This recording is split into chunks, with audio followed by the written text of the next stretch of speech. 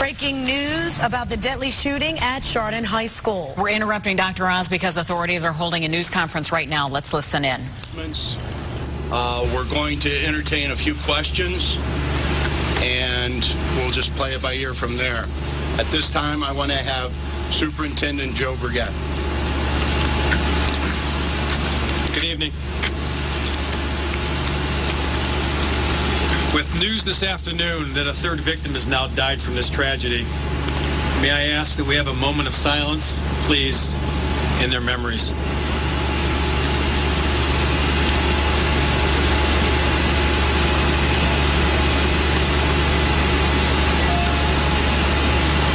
Thank you. My thoughts and prayers are with these victims and their families. Words cannot really express what I'm feeling and the rest of our staff are feeling at this time. My focus and the focus of so many people in this community continues to be on trying to help those who have been so severely impacted by this human tragedy. In that regard, United Way Services of GEAUGA County has established the Chardon Healing Fund. The fund will help cover services provided on behalf of the local individuals, families, and others impacted by this horrific tragedy. The fund will be overseen by an advisory committee that will include a school administrator, business professional, community member, Chardon High School student, a parent representative, United Way, a local foundation, and a mental health expert. United Way will do what it can to track each gift to the fund.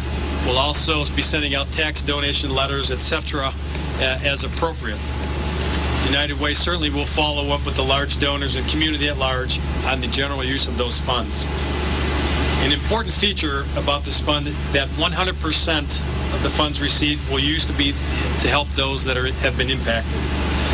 Deposits can be made to any PNC banking office or by mailing a donation to the United Way Services of GEAUGA County, 209 Center Street, Unit H, Chardon, Ohio 44024. We'll provide you this information when we're finished. According to United Way, $150,000 has already been donated to that fund. $100,000 from our own Fairmont Minerals here in our county. Thank you. $25,000 from the Cleveland Foundation. Again, thank you. And we have our first $25,000 donation from an anonymous donor, as well as a number of smaller contributions that would encourage everybody who does not have the wherewithal for such a large donation to certainly consider. Thank you for that aspect. I want to stress again the importance of taking advantage of the counselors we will have available for students, faculty, staff, and importantly, our community. Counselors are available at our middle school today until 7 o'clock this evening, which is right to my left. Counselors will also be available from 4 until 9 o'clock this evening across the street at St. Mary's Parish, our friend here to the west. I announced this morning that as part of our healing process for our students, our parents, faculty, and staff, Chardon schools will gradually reopen over the next several days. There are some changes in that schedule. Tomorrow, Wednesday, February 29th, all high school faculty and staff are asked to gather at the high school at 9 o'clock in the morning. Counselors will be on hand. Also tomorrow, we're asking that our kindergarten through grade 5 faculty and staff to gather at the Munson Elementary site at 9 o'clock. Counseling staff will be on hand as well. And also tomorrow, and this is part of the change, we're asking that all of our middle school faculty and staff report to the Chardon United Methodist Church at 9 o'clock in the morning. And again, counselors will be there as well. We need to work hard to make sure that our staff are ready for the questions, concerns, and the issues that our children will be bringing with them when they come back to school officially on Friday. On Thursday, March 1st, we ask that all faculty and staff in all school buildings report at their regular times. Just so you know, and I would encourage people to take advantage of this, we will reopen on Thursday our high school for parents and students. Again, at the high school for parents and students to come together to kind of reintegrate back into our program from 10 until 3 o'clock. The middle school will have the same option for parents and students together from 8 in the morning until 11. And our elementary schools will be open for parents and students together from 1 to 3 o'clock p.m. And again, this is an important step that I would encourage everyone to take advantage of. We need to get kids back into our schools safely, that they're comfortable, and their parents are comfortable putting them back in our care. We have a great program, great staff, and as you've seen over the last day, we certainly have a great community that's working hard to get our kids back into our classrooms. Then on Friday, March 2nd, Chardon schools will reopen for students at the usual times. We'll have a full day on Friday, and then hopefully we can have some other time for family, Saturday and Sunday. Again, I would encourage you, as I've said before, and I mean it from my heart, spend some family time. You never know what the next day will bring. I want to thank the media representatives for their willingness to communicate this reopening schedule to our community. Thank each of you who are away from your families. And again, I remind you to take care of yourself and your own families. And I'm certainly appreciative of the coverage from a positive perspective you've given us, because we know things we've seen around the country and the tragedies that have happened. You've been very gracious, and I truly am appreciative of that. This is Chardon. We will mourn. We'll seek counseling for the pain and the scars that we have. We'll move forward, I promise. Thank you. And I'd like to introduce Tim McKenna. Thank you. Thank you, Superintendent. My name is Chief Tim McKenna of the Chardon Police Department. I have 3 bulletins for you.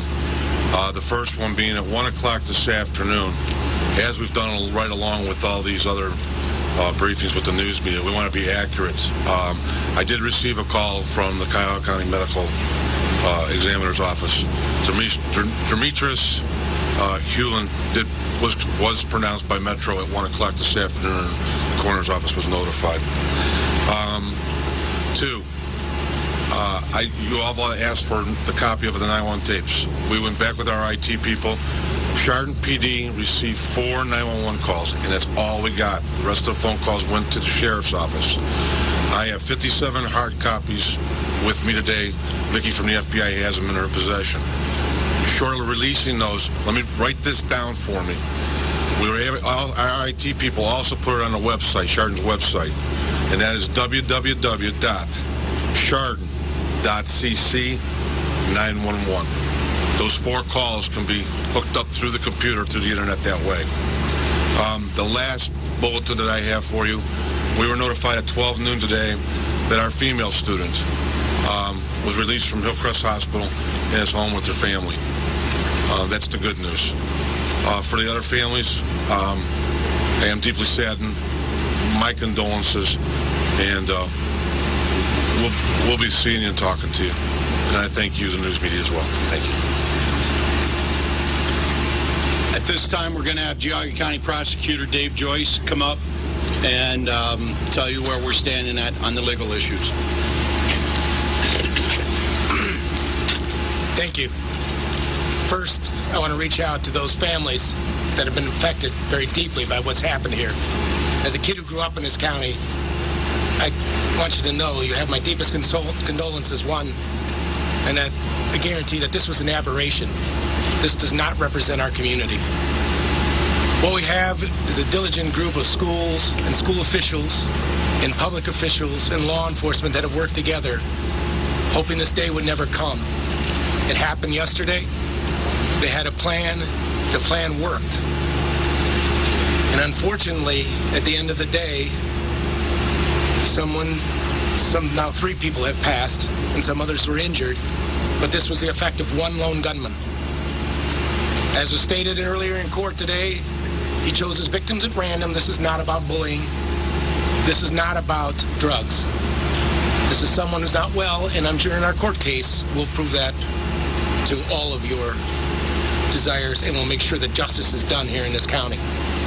But in the meantime, this community needs to heal. The school did what they were supposed to do. Law enforcement did what they were supposed to do. And they need to get back to school and realize that justice is going to be done.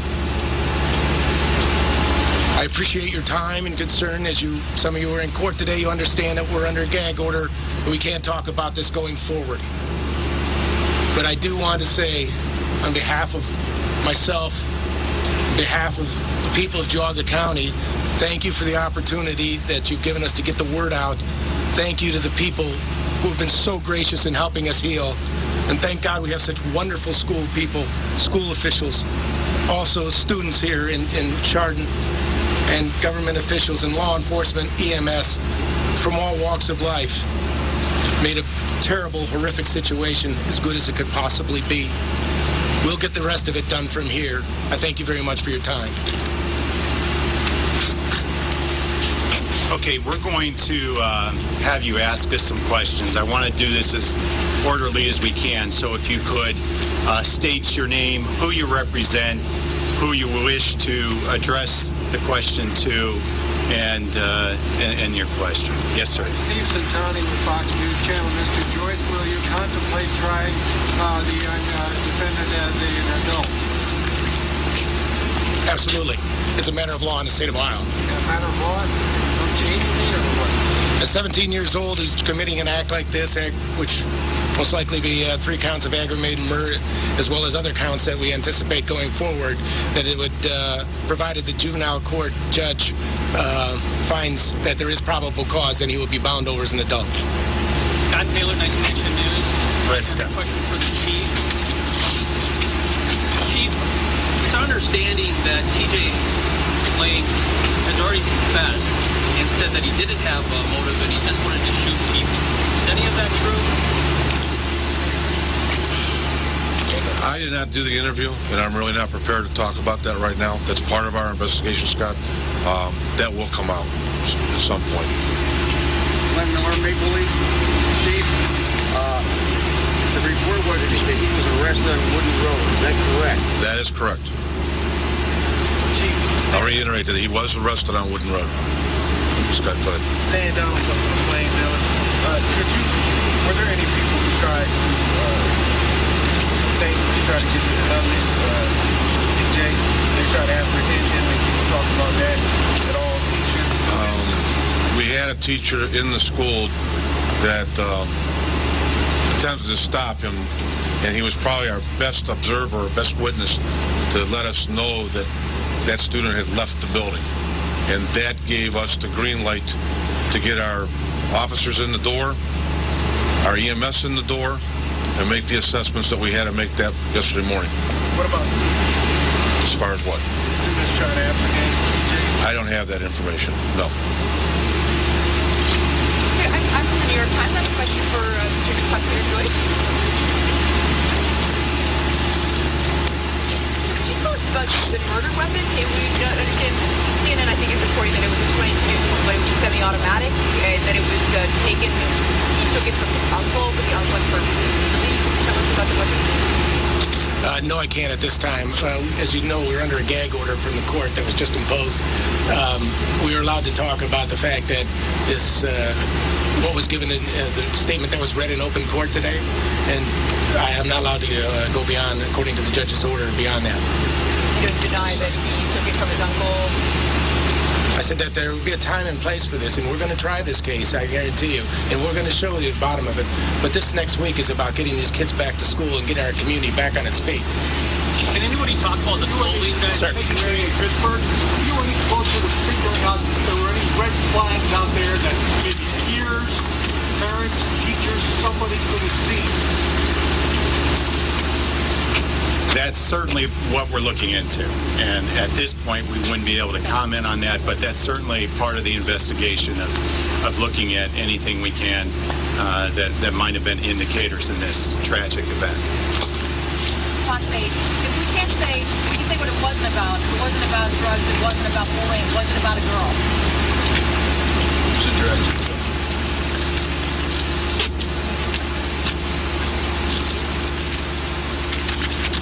So I won't deviate too far from the court order. As it was read in open court, for those of you who may not have been there, that once he was taken into custody, that he admitted he went into the school cafeteria and fired 10 rounds into a group of students sitting at a cafeteria table. He stated he did not know the students, he had picked them randomly. Yes, sir. Kevin Trump from Channel 5. Was there a school resource officer currently in the schools or previously assigned to the school? And what's the difference between the role of the FBI involvement and local law enforcement? There is no school resource officer here in Chardon. Our campus at the Chardon High School, I believe the population is about 1,100 students.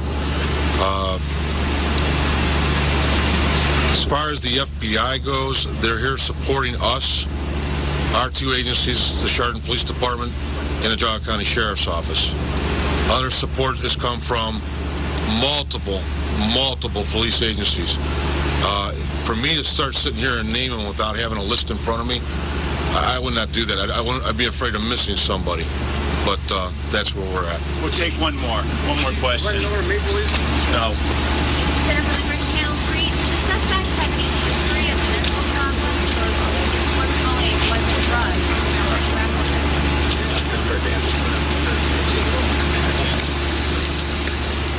The information that was given out today in juvenile court is the extent of the information you're going to get as to his background at this point. I'm sure those are matters that'll be entertained as we proceed in court proceedings going forward. Okay, that's all we're going to do on the questions. I'd like Sheriff McClelland to come on up. Will there be police at school on Friday? Sheriff wants to finish. In 2010, we conducted a drill at Chardon High School. 2010, we practiced an active shooter in high school. I remember that day well. And I remember hoping we would never use the skills, the techniques, the tactics that we had learned and practiced. That obviously changed. We did use them. They worked. But at some point, the community needs to take the lead from our students, from the next generation. Today, I saw their lead. I happened to leave this area. I was going uptown to meet with the prosecutor. And I saw groups of students walking down a sidewalk, tying red ribbons. Chardon's colors are red and black. Tying red ribbons on the trees, posts, poles, you name it. They were doing it. They were demonstrating a spirit of Chardon High School. I'm sure that the rest of the community, everyone here, will continue on with that. We will heal. We will never forget. We always will think of the victims. This tragic day that changed the world for a minimum of 5 families. Today, I have plans to go home and hug someone. I'm going to follow Superintendent Bergant's advice. Thank you. That concludes this portion of the press conference. I was given a sheet and asked to read it to you. There is a Chardon Community Youth Group called CRAVE that meets at the Assembly of God Church on Chardon Square. They'll be keeping their doors open until midnight tonight, and we'll be hosting a special service tomorrow night at 6:30 p.m. All are welcome to attend. At this time, we do not have any more scheduled press conferences. We are also going to be handing out what was mentioned up at court today and a couple other items and the Sheriff's Office 911 disc.